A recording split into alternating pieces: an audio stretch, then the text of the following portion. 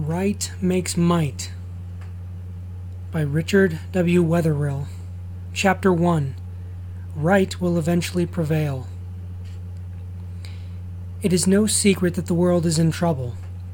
People don't need to be told that there is nefarious plotting among nations, that governments are infested with graft and corruption, that business and industry are honeycombed with sharp practices, and that all too many individuals are out for themselves first, last, and all the time, to the detriment of others. Nor do people need to be told that they face many serious environmental problems and dilemmas that are not being resolved. Too few people recognize any connection between their wrongs and the troubles they cause. Among all the lessons taught by history, the most important is that the forces of right will ultimately triumph in every long-continued struggle. The forces of wrong are doomed to ultimate extinction, as is evident in the lives of every past oppressor and tyrant who had ever trod this earth. A person needs to be afraid only to the extent that he is wrong. People instinctively know it. At least people who are not blinded by cupidity, excessive ambition, or other destructive drives.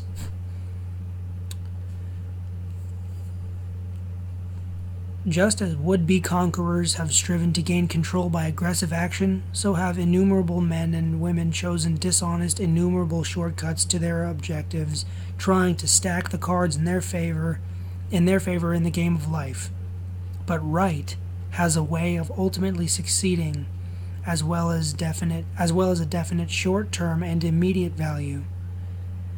The easiest way to gain true advantage is to be right. This book will advance and pursue the thesis that most of society's serious problems and dilemmas have arisen from persistent wrongs practiced by a majority of people.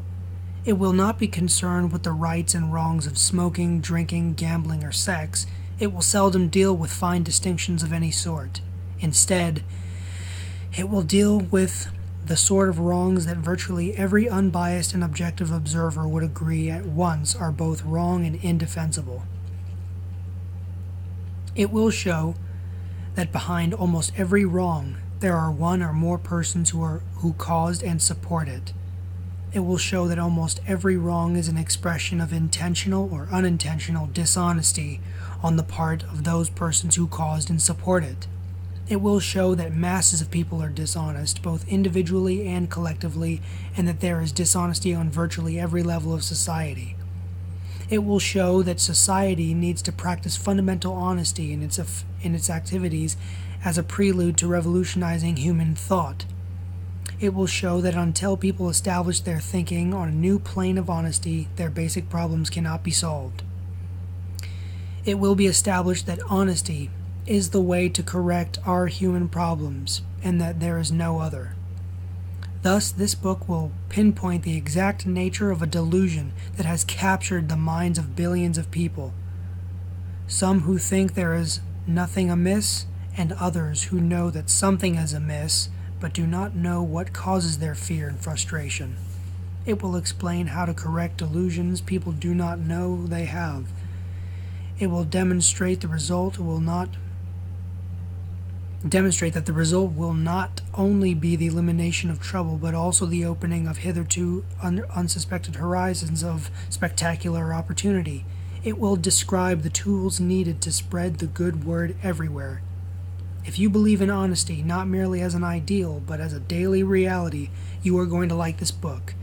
If you believe that it is wrong to lie, steal, cheat, neglect your responsibilities, or hurt your fellow man,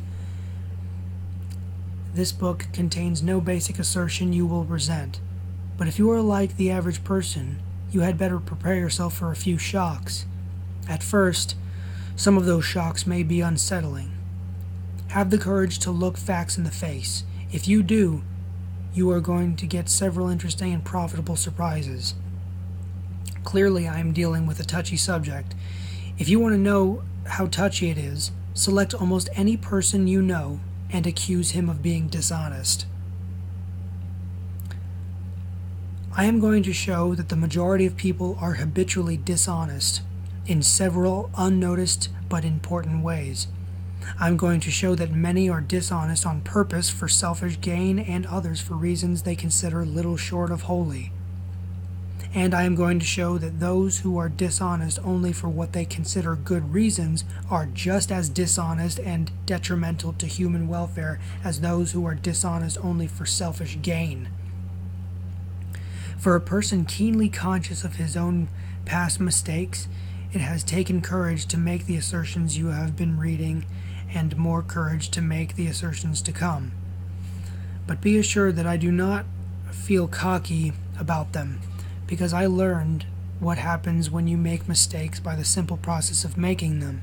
Sometimes I think I have learned from almost every mistake that a person can make, and often it has taken more than one repetition to make the lesson clear. Nevertheless, I have determined to write about what I have learned. When certain individuals read these pages, they will be reminded of the scriptural injunction, "Let him who is without sin cast the first stone." I don't propose to cast any stones, but I do propose to tell the truth. If Diogenes were here with his lantern today, I think he would find as few honest people as he found in ancient Greece. In the 23rd century since Diogenes, people have made great progress in dealing with physical things. They have learned to collect innumerable natural resources and convert them for human use. They have given the public all manner of products and devices, even developed a nuclear arsenal. Most of the progress has occurred in the physical realm, while in the non-physical realm, the rate of development is much less significant. Most people have not even solved the problems of ordinary dealings with one another, but as many people are saying, we had better solve them if we intend to survive. That people may be able to solve them, there is considerable hope. To do it, what is most urgently needed is a greater proportion of incorruptible people. As those incorruptible people gain influence, everybody's troubles will diminish.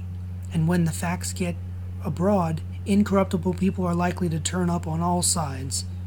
There are good reasons for expecting that to happen.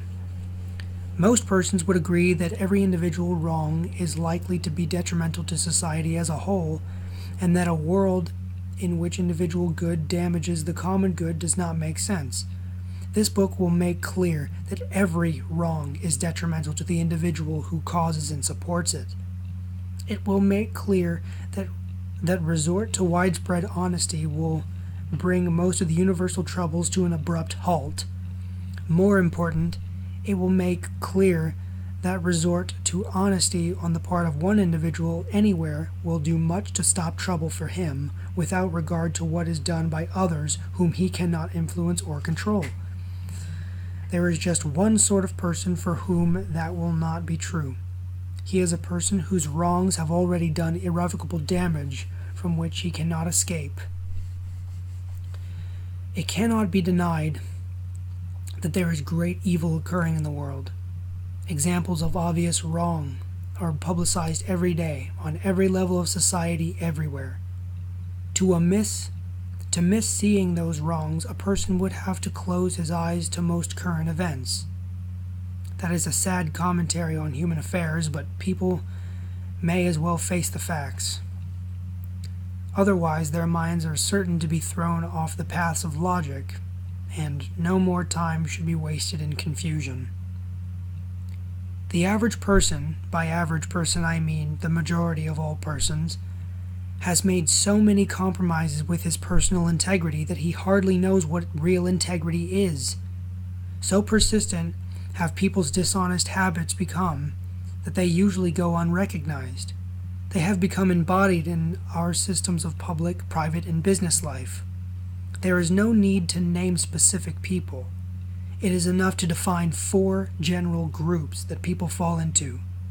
Group number 1 are those who like and grow fat on an existing devious system. This book will show that they are not so fortunate as they assume. Group 2, those who feel caught in the system's vicious toils and consider it practical to go along. When the system is changed, they will heave a sigh of relief. Group 3, those who have broad moral scruples and try not to compromise them. They represent vital landmarks pointing to a better world. And Group 4, those who are too blind to know what is going on. Often, they give their support to the members of the first group. Whether a person likes it or not, that is the situation, and the evidence is that the first group, the dishonest element, is in the ascendant. Now that I have left no doubt regarding my opinion of society's mass depravity, let us turn to another side of the picture. Perhaps you notice that the foregoing information is presented quite dispassionately. Customarily, displays of dishonesty and wrong are denounced indignantly, but indignation serves no useful purpose, as will be shown. It is only another form of wrong. In addition, the person who is wrong is in trouble. He needs help. He needs it a great deal more than he needs condemnation and criticism. It is not rational to imagine that a person would purposefully get himself into trouble. That would be like a person's banging his head against a stone wall in the belief that such conduct improves his well-being. When a person understands why people get into trouble, it generates more sympathy than bitterness and makes him feel inclined toward help rather than recrimination. There are no bad people. There are only people who make bad mistakes. Many of those who cause our most serious troubles are really well-meaning individuals who are quite unintentionally dishonest in ways that they do not suspect. Some are knowingly dishonest in ways that they justify by means of rationalizations and noble motives. It is true that there are those who, without conscience, are out for themselves, but it all adds up to the same result. They are making trouble for themselves and for others. When they understand what they are doing, they will stop. I am optimistic enough to think that the change will come in the present generation. Certainly, it is not too much to hope that we can reverse the trend. There are 1,000 concepts I should like to present all at once, but they will have to be presented in sequence. What I am trying to do is build a case that should alter the mass thinking of the human race, and to do that, it is necessary to proceed in small steps. It causes me to make various statements that at first a person may be inclined to challenge, but there is no other way. If he follows the steps laid out in this book, he will perceive the path to a better life. Some persons may think that I am expecting too much. It must be admitted that altering the mass thinking of the human race will take a bit of doing, and to accomplish it, I will need a great deal of help from the people who thoughtfully read this book. As they understand, I predict their help will be wholehearted and enthusiastic. In addition to those who read this book, there are many individuals who, in their own way, have made substantial contributions to the general movement of which this book will become a part. There are leaders and writers who are both vocal and articulate in advancing the cause of right. Usually their remarks are tied in with specific topics relating to problems that have been mishandled. Often they are just as outspoken as I. They should be pleased to learn that the basic component of all problems is being presented so that solution for antisocial behavior of all kinds can be made known. This book is not for everybody. There are plenty of people who will not read it. There are some who will read a few pages and toss the book aside. There are others who will read straight through what most directly applies to them without realizing the connection. But I think there will be enough who digest its contents and put those contents to practical use. They will apply what they learn in their own lives and be better off for it. Many of them will exert influence in the lives of others and thus spread improvement far afield. If there are just 10,000 of those people, that would be enough to start a movement that could change the world. In the process, their sort of thinking would gain control of the world's business. That would benefit everyone. But it would benefit the 10,000 people first. I count on a vast amount of help from women because many of them are in a position to influence at least one man.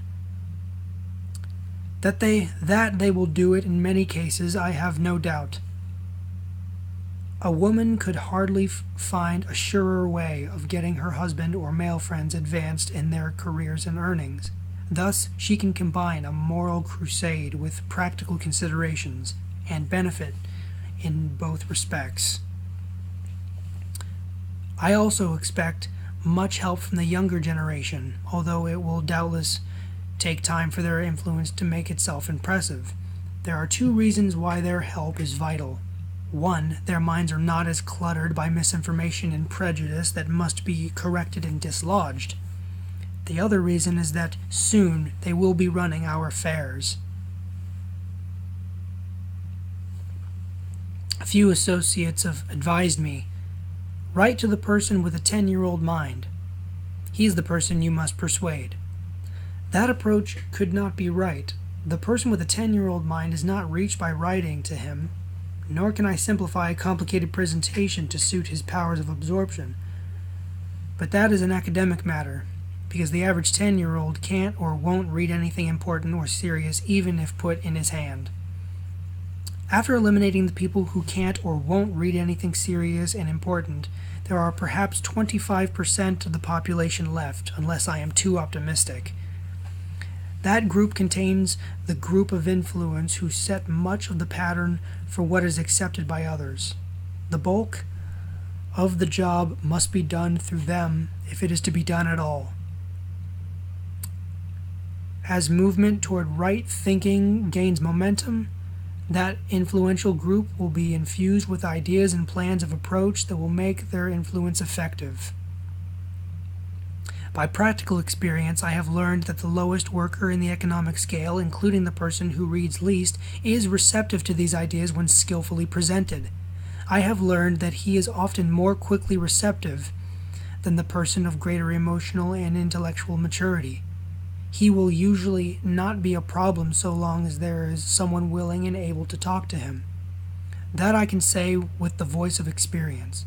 Techniques of dealing with those persons will be embodied in chapters to come, affording help to teachers, clergymen, business and industrial executives, personnel managers, and others in a position to make their leadership effective. Often it is said that nobody can change human nature. Perhaps not, but we can change people's thinking and thought that their behavior can be changed. For sufficient reason, their thinking can be changed almost at once, on a mass scale too. There are two ways to change people's thinking. One is by persuasion, and the other is by force. Force is not a suitable tool. I am reminded of a quotation. A man convinced against his will is of the same opinion still. There is a kind of force, though, that does get results. But first, I should like to discuss persuasion, because that is the basic approach of this book. The simplest kind of persuasion results from the setting a good example. The person who does thereby give himself a better foundation for the stronger kinds of persuasion. The purpose of persuasion is to induce voluntary action. Therefore, persuasion must offer attraction toward personal advantage and gain, or toward the opportunity to avoid trouble and loss. When those rewards are held forth, and the other person is convinced, directly or indirectly, that the action suggested will give them to him, he will surely cooperate. Succeeding chapters will define the important rewards of honesty. Those rewards can briefly be indicated by saying that the person who understands and applies the principles described in this book will open unimagined opportunities. He will have a perfect formula for achievement and success. He will understand that right will eventually prevail. Succeeding chapters will also define the penalties of dishonesty, even unintentional or so-called noble dishonesty.